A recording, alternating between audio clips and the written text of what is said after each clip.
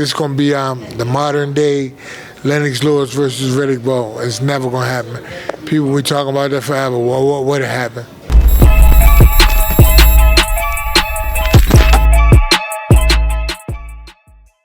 This is Jonathan Aggie of Fifth Pro Boxing Fans, joined by the legend, the former heavyweight champion Hasim Rahman here in Las Vegas. Hasim, good to see you today. Two-time heavyweight champ. You didn't say that. Two-time heavyweight champion Hasim Rahman. Let's get it right. Let's get it right for the audience. Let them know who they're talking to. Let them know who they're hearing from. That's right, two-time. How's everything going today, Hasim? Everything going just right. Good. So, I've kind of rocked up here and you've kind enough to give me an interview, so I appreciate that. Tell me first of all, what did you make of the fight on the weekend, Haney and Prograis? I mean, it went exactly how I thought. I thought Devin would win 12-0, but he won 13-0. So, yeah. What did you think of Devin's performance? People said he's got no power and he knocked Regis down. I mean, I've known Devin since he was a little kid, so yeah. I really know he has power. It's just the way you know. I mean, I really feel like he could have stopped him, but Devin's really a boxer. You know, and if he chose to go out and finish him, he could have. You know, I just thought he spared him. What do you think of a fight between Devin and Tank? I mean, well, first of all, they're in two different weight classes now, so my opinion on that fight would depend on where they fought at, what weight class. Who do you want to see Devin fight next? I mean, well, I would like to see him unify at 140. T.O., that's a good fight. I mean, T.O. is good, excellent fight. I think everybody at 140 is definitely a test. Hasim, let me ask you about the heavyweights coming up. Joshua Wallin, first of all. What do you think of that fight? I mean, I don't really understand why Joshua took that fight. I mean, that's really not a fight that I think you can look good at. You know, that's one of them trap fights. So I'm gonna be watching that fight because Wallin is definitely a guy that can make you look bad. Do you think Joshua wins it though? I mean, I think he'll win. I just don't think it's set up for him to shine. And Deontay Wilder fighting Joseph Parker. What do you make of that fight? Wilder's been out of the ring quite a while. Yeah, he's been out the ring, but when you got the equalizer that he has, that's going to make up for a lot of ring rust. They're saying if Joshua and Wilder win, they're going to fight each other. What do you think? How would that go? Yeah, I don't believe that's going to happen. I think this is going to be the modern day Lennox Lewis versus Riddick Bowe. It's never going to happen. People be talking about that forever. Well, what would have happened? And Tyson Fury and Oleksandr Usyk, what do you think? How do you think that's going to go?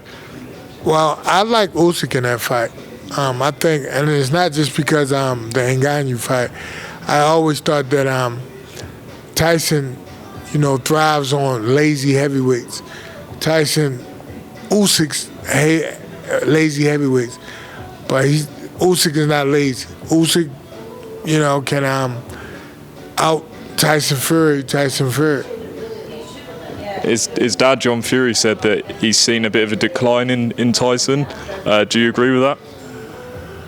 Well, I mean, I wouldn't really say a decline because, I just don't think he really took Ngannou that serious. So, obviously, when you fight, you have to bring your A game every time. If you don't bring your A game this time, but you bring it next time, is it really a decline? Maybe it was a decline in that training camp. So if you had a decline in training camp, then obviously you're going to have a decline in the fight. So what you do in preparation is going to show up on fight night. And then just final fight I want to ask you about Canelo, if he fights Benavidez. Do you think that's a fight Benavidez wins, or do you think Canelo's too experienced? I definitely think Benavidez will win that fight. I don't like that fight for Canelo. And I don't really think Canelo likes that fight, so I'm not sure he's even going to take that fight. Canelo is a cash cow. So nobody can make him fight Benavidez. Hasim, appreciate it. Just one thing on your career. Just tell me some of your best nights and best memories. Obviously, the World Championships and things like that. But tell me some of the best highlights.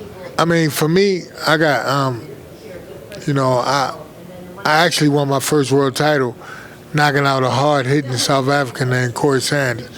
And for me, that's my favorite fight, and I think that's my best fight because I got tested. I got knocked down. I had to get up, and actually we had like a double knockdown. This fight was so exciting. I grabbed the ropes, so it didn't get counted as a knockdown for me, but it was actually a double knockdown. And then for me to come out and win the fight by stoppage was an incredible moment. And I won the WBU world title, but that was my biggest moment, I feel like. And obviously the Lennox fight. Obviously Lennox Lewis, obviously that, and I feel like that was the second time I became world champion. So that's put me in the history books forever, where you can never take that away from me. So definitely. And who was the hardest puncher you faced? I would have to say Lennox Lewis. Yeah. Definitely. All right, Hasim, thanks for your time. You still want the Mad Dog drink? You want me to bring that? I never had a drink in my life. I'm good. I'm just joking what you're saying. All right, Hasim, thank you. Cheers. Right. Mr. Rock, I'm back at you. I want to introduce y'all to one of the hottest, youngest, most talented trainers in the game. I want you to know his name is, now listen to me when I tell you that, Flick. Coach Flick, you know how you flick it up?